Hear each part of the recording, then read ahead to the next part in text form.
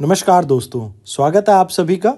आज की इस वीडियो में हम कोशिश करेंगे कि जीएस पेपर 3 में जो इन्वायरमेंट के आपके क्वेश्चन आए थे उनको किस तरह से हम मेंस में बेस्ट पॉसिबल वे में सॉल्व कर सकते हैं, उस टेक्निक को जानने की कोशिश करेंगे।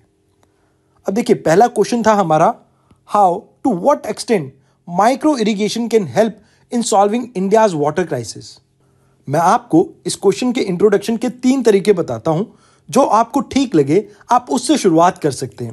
जैसे अगर बात की जाए इंट्रोडक्शन की, तो यहां पे या तो आप वाटर क्राइसिस की डेफिनेशन दे सकते थे या आप माइक्रो इरिगेशन की डेफिनेशन दे सकते थे। उसके अलावा आप डाटा से भी स्टार्ट कर सकते थे। अब डाटा 2 तरह के हो सकते हैं।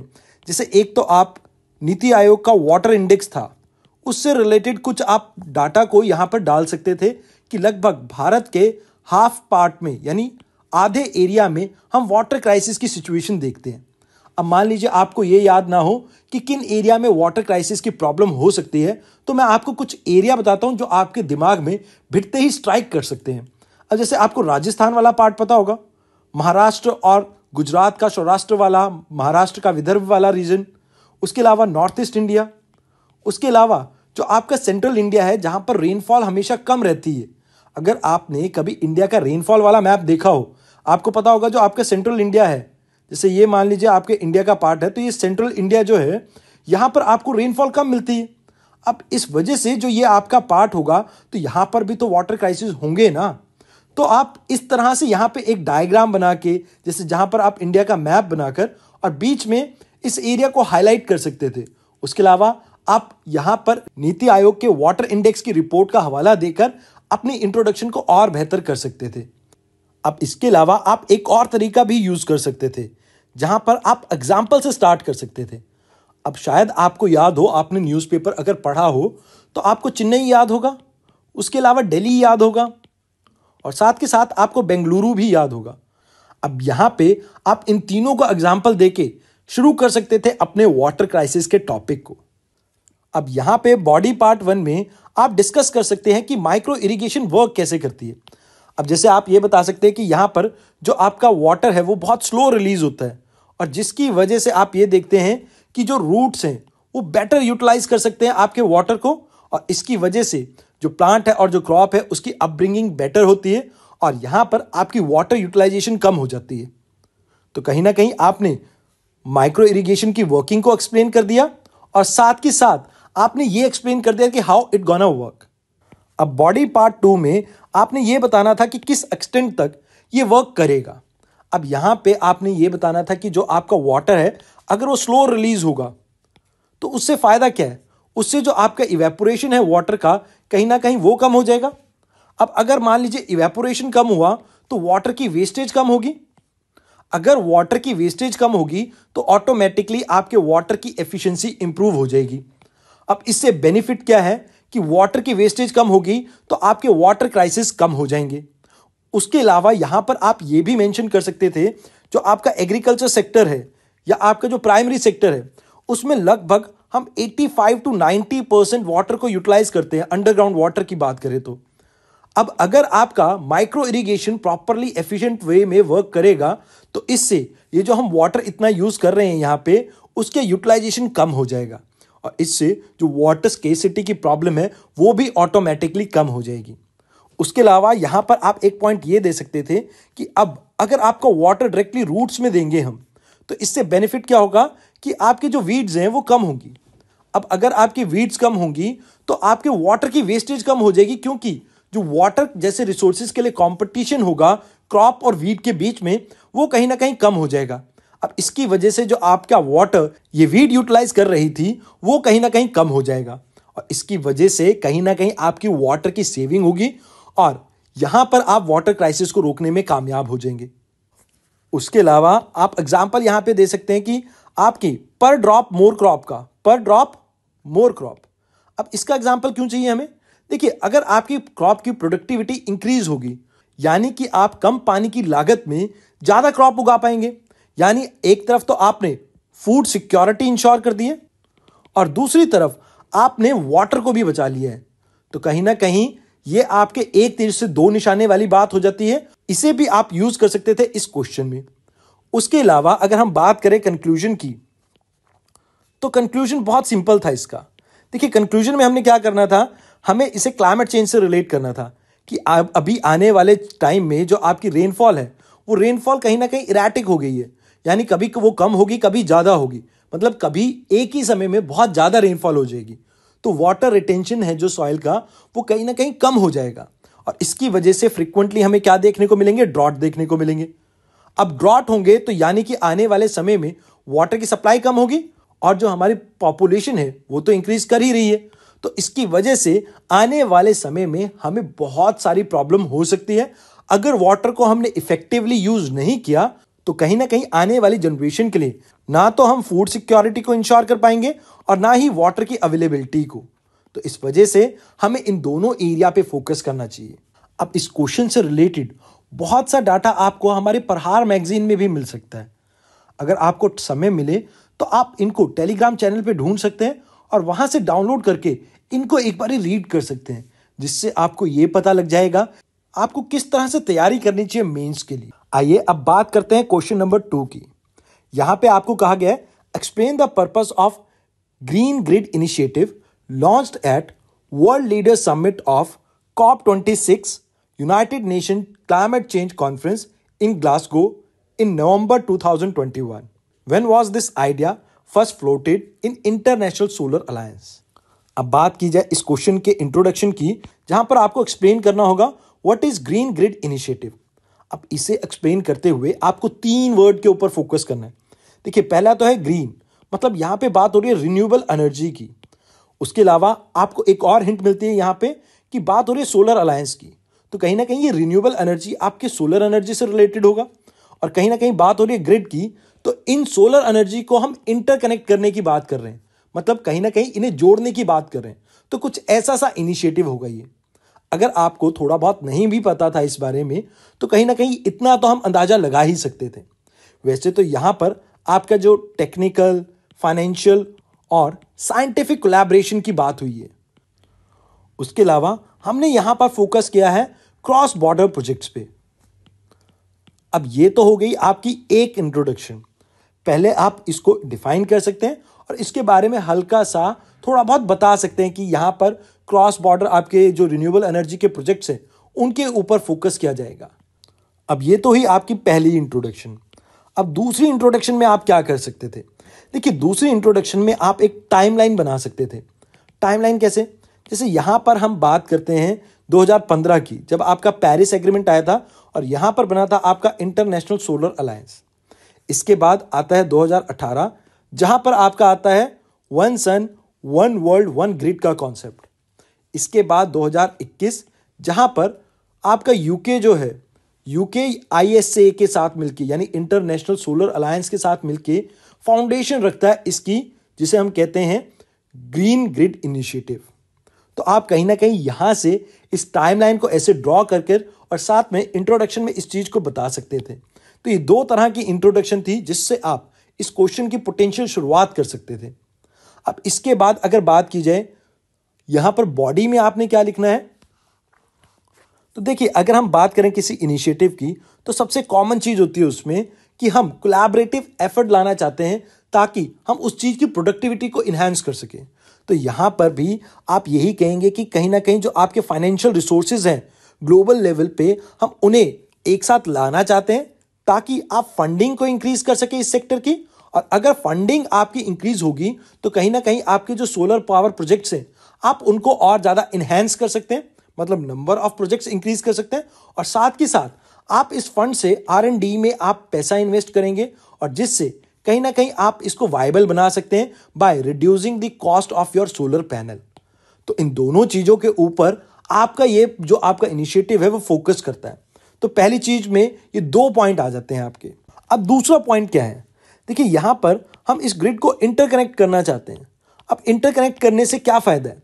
मान लीजिए आसपास की कोई कंट्री है जो परचेज करना चाहती है आपसे रिन्यूएबल एनर्जी, ताकि वो अपने रिन्यूएबल एनर्जी के शेयर को इंक्रीज कर सके।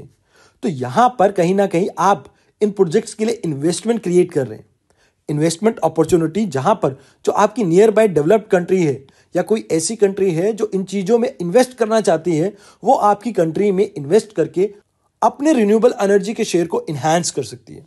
अब जब हम ग्रिड्स को इंटरकनेक्ट करेंगे तो इससे जो आपकी वेस्टेज है, मतलब जो सोलर एनर्जी हमारी वेस्ट हो रही थी, वो रिड्यूस हो जाएगी।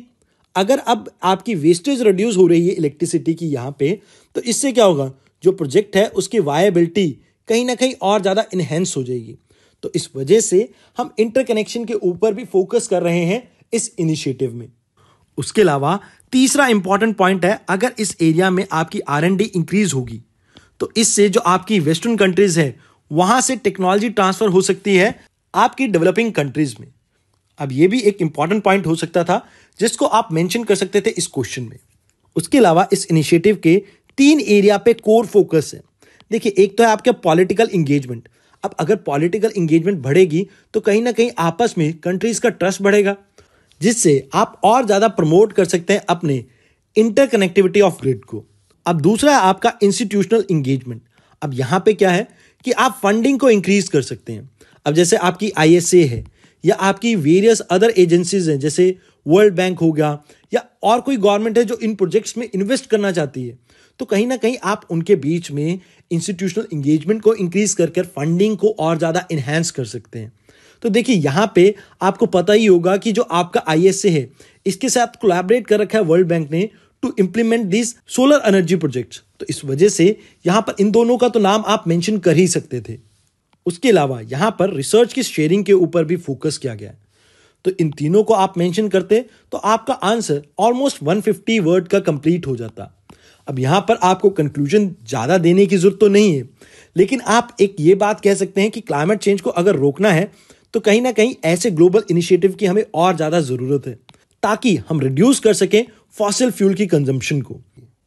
अब इस क्वेश्चन से रिलेटेड आपको बहुत सारी इंफॉर्मेशन मिल सकती है हमारी उड़ान प्लस मैगजीन से। अब अगर आपको समय मिले तो आप एक बार इस मैगजीन को देखना, जहां पर आपके करंट अफेयर से रिलेटेड बहुत से डाउट्स को कवर किया गया है। आइए अब बात करते हैं क्वेश्चन नंबर 3 की।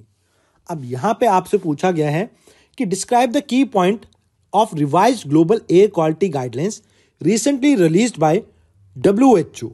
How are these different from its last update in 2005?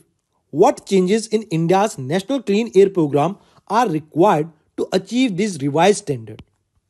अब यहाँ पे आपके पास इंट्रोडक्शन के बहुत से ऑप्शन हैं। कैसे? आप जनरलाइज स्टार्ट कर सकते हैं कि व्हाट इज एयर क्वालिटी, आप इसकी डेफिनेशन से स्टार्ट कर सकते हैं। उसके अलावा सेकंड मेथड है आप डाटा से स्टार्ट कर सकते हैं, जहां पर आप ये बता सकते हैं कि वर्ल्ड की 20 मेजर पोल्यूटेड सिटीज में से 13 तो इंडिया में ही है। आप यहां से भी शुरुआत कर सकते थे। उसके अलावा आप WHO के डाटा से भी स्टार्ट कर सकते थे, जहां पर WHO ये कहता है कि हर साल कई लोग खराब एयर क्वालिटी के कारण अपनी जान से हाथ धो बैठते हैं, तो आप उस डाटा को भी यहां पर शेयर कर सकते थे। अब ये तो आपके 2 तरीके हुए।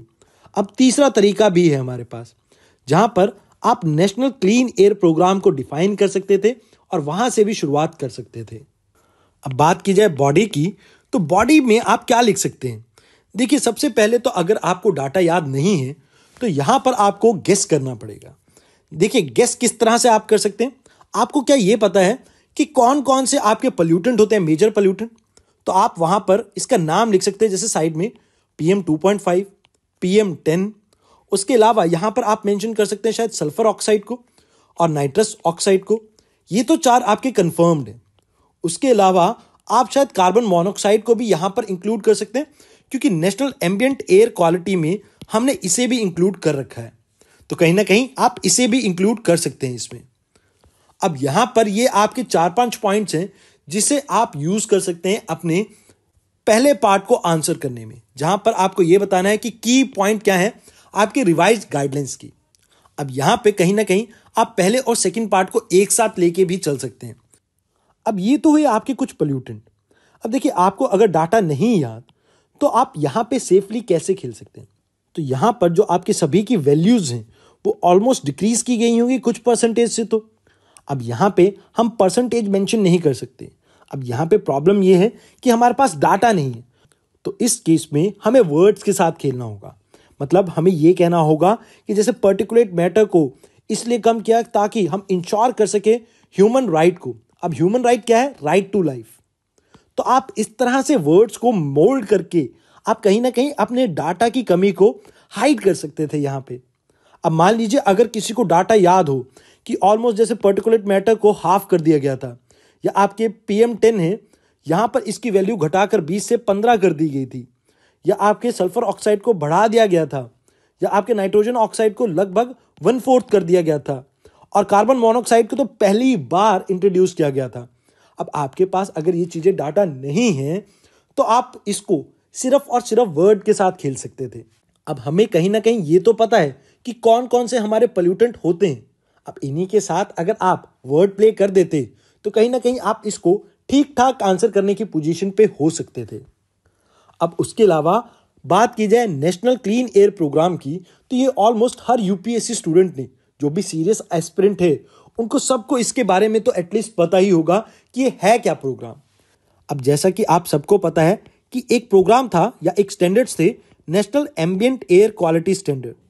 अब यहाँ पे जो भी सिटीज 2011 से 2015 के बीच में इन स्टैंडर्ड्स को फुलफिल नहीं कर पाई, उन सिटीज को हम नेशनल क्लीन एयर प्रोग्राम के अंडर लेके आए थे। अब इसमें लगभग 112 सिटीज हैं इंडिया की। अब यहाँ पे आपको पता होगा कि इन सिटीज में हम कोशिश करें कि एयर क्वालिटी को इम्प्रूव कर सके, और इंडिया का फोकस सिर्फ और सिर्फ PM यानी कि पर्टिकुलेट मैटर पे है, और जिसकी हम कंसंट्रेशन 20 से 30% तक कम करना चाहते हैं बाय 2024। अगर आपको ये वैल्यू पता थी या नहीं थी, आपको सिर्फ इतना ही बताना था कि पर्टिकुलेट मैटर पहले ही बहुत ज़्यादा हाई है इंडिया में, और इसी को रिड्यूस करने की बात यहाँ पर आपके ग्लोबल गाइडलाइंस में भी करी थी। तो कहीं ना कहीं इस पॉइंट को आप एक्सप्लॉइट कर सकते थे और यूज कर सकते थे अपने आंसर में। अब इस क्वेश्चन से रिलेटेड आपको बहुत सारी इंफॉर्मेशन उड़ान प्लस मैगजीन में मिल सकती है। इस मैगजीन में आपके करंट अफेयर कवर होते हैं, तो आप अगर इसे एक बार पढ़ेंगे तो आपको यकीनन इससे रिलेटेड बहुत सारी इंफॉर्मेशन मिल सकती है। आइए अब बात करते हैं चौथे और आखिरी क्वेश्चन की। Describe the major outcome of COP26 session, conference of party to United Nation framework convention on climate change. What are the commitment made by India in this conference. अब अगर बात की जाए इस क्वेश्चन की इंट्रोडक्शन की, तो आपके पास बहुत सारी अलग अलग अपॉर्चुनिटी थी कि कैसे इस क्वेश्चन को आप शुरू कर सकते थे। जैसे आप यहाँ पर क्लाइमेट चेंज की डेफिनेशन दे सकते थे, कहीं ना कहीं ये बचकाना लगता बट आप ये कर सकते थे। उसके अलावा आप यहाँ पर कॉप्स को डिफाइन कर सकते थे। उसके अलावा सबसे बेहतरीन तरीका होता कि आप यहाँ पर एक टाइमलाइन बनाते। आप स्टार्ट होते रियो अर्थ समिट से और प्रेजेंट डे तक आते COP26 तक। अब यहाँ पर जो भी आपकी इंपॉर्टेंट कॉप्स थी, जैसे क्योटो प्रोटोकॉल हो गया, पेरिस एग्रीमेंट हो गया, आप इन सबको हाईलाइट करते और इनके बारे में हल्का हल्का कुछ यहाँ पर लिख सकते थे। अब अगर आप इंट्रोडक्शन इस तरह से करते तो मेरे को ऐसा लगता है कि आप बहुत से कैंडिडेट से थोड़ा अलग हो जाते। कहीं ना कहीं आपकी इंट्रोडक्शन शानदार होती, जहां पर आप एक कंटिन्यूटी मेंटेन कर सकते COP26 तक। अब बात की जाए इसकी बॉडी की, तो यहां पर आप 2-3 चीजें तो याद रख ही सकते थे, क्योंकि ये टॉपिक आपका करंट अफेयर में रहा था। तो यहां पर एक प्लेज आई थी आपकी डिफॉरेस्टेशन से रिलेटेड, तो कहीं ना कहीं आप उस प्लेज के बारे में बात कर सकते थे। उसके अलावा मीथेन से रिलेटेड एक प्लेज थी जो आपकी यूरोपियन यूनियन और USA ने ली थी, तो आप कहीं ना कहीं उसको भी मेंशन कर सकते थे। उसके अलावा यहाँ पर बहुत ज़्यादा बात चली थी नेट जीरो के बारे में, अब उससे रिलेटेड भी आप यहाँ पर बात कर ही सकते थे। तो ये 3 पॉइंट तो आपके ईजिली आप याद रख सकते थे। उसके अलावा यहाँ पर एक बहुत बड़ी हाई तौबा मची थी अबाउट कोल। कहीं ना कहीं यहाँ पर कोल कंजम्पशन को बिल्कुल एलिमिनेट करने की बात की गई थी, बट यहाँ पर इंडिया ने बात की कि आप कोल को फेज डाउन कीजिए। अब ऐसा करने के पीछे कारण ये था कि जो आपके डेवलपिंग कंट्रीज हैं उनके पास अभी इतना फंड नहीं था कि वो कोल को एकदम से एलिमिनेट कर सके। तो इस वजह से इंडिया ने मिडिल पाथ को सजेस्ट किया और इसके फेजिंग डाउन की बात की, मतलब धीरे धीरे स्टेज मैनर में हम इसको खत्म कर देंगे। अब यहाँ पर आप इन 4 चीज़ों के बारे में मेंशन करते तो आप मोर देन इनफ बता चुके थे अबाउट द आउटकम। ये तो 4-5 आपके जेनरिक पॉइंट है जो आपको शायद याद होते ही। जिन्होंने भी COP26 को अच्छे से फॉलो किया है तो उनको ये 4 पॉइंट तो याद होंगे ही होंगे। अब मान लीजिए इसके अलावा जो 5वां पॉइंट है एजेंडा के बारे में, आप उसको मेंशन कर भी सकते थे और नहीं भी। That is your Glasgow breakdown agenda. अब यहाँ पर कुछ कंट्रीज ने इसे इंडोर्स किया था, जहाँ पर इन्होंने फोकस किया था क्लीन टेक्नोलॉजी पे। अब यहाँ पर एक ही बात होती है कि आप उसकी डेवलपमेंट करेंगे और डिप्लॉयमेंट करेंगे। तो कहीं ना कहीं आप इसको मेंशन कर सकते थे अगर आपको पता था। अगर आपको नहीं पता था तो आप इस चीज़ को स्किप भी कर सकते थे। उसके अलावा यहाँ पर आप एक और चीज़ को मेंशन कर सकते थे जिसके बारे में यूपीएससी ने खुद आपको बताया। यहाँ पर आप ग्रीन ग्रिड इनिशिएटिव के बारे में बात कर सकते थे और साथ के साथ कह सकते थे one sun one world one grid के बारे में। अब अगर आप इन चीज़ों को एक्सप्लेन कर देते तो कहीं ना कहीं आपका बॉडी पार्ट 1 तो कंक्लूड हो चुका है। अब इसके बाद आपका आता है सेकंड पार्ट, जहां पर आपसे इंडिया के इनिशिएटिव के बारे में पूछा है। अब यहां पे आपने अगर करंट अफेयर पढ़ा हो तो आपको याद रहेगा पंचामृत। अब ये 5 अमृत कौन से थे? पहले तो हम रिन्यूएबल सोर्स ऑफ एनर्जी के शेयर को इंक्रीज करना चाहते हैं, मतलब मोर देन 50% तक हम करना चाहते हैं बाय 2030। उसके अलावा जो आपकी रिन्यूएबल एनर्जी है, अभी तक हम ये कह रहे थे कि हम 450 गीगावाट एनर्जी इससे जनरेट करेंगे, लेकिन आने वाले समय में हमने इसे इंक्रीज करके 500 गीगावाट कर दिया है। ये भी हम अचीव करेंगे 2030 तक। उसके अलावा तीसरे पॉइंट में हम बात करते हैं कि हम 1 बिलियन टन से अपनी कार्बन एमिशन को रिड्यूस करेंगे। अब ये कब से करेंगे? ये भी 2030 से करेंगे। उसके अलावा हम हर बार कहते हैं कि अपनी कार्बन इंटेंसिटी को कम करेंगे। अब इस बार हमने कहा कि इसे हम 45% से कम करेंगे।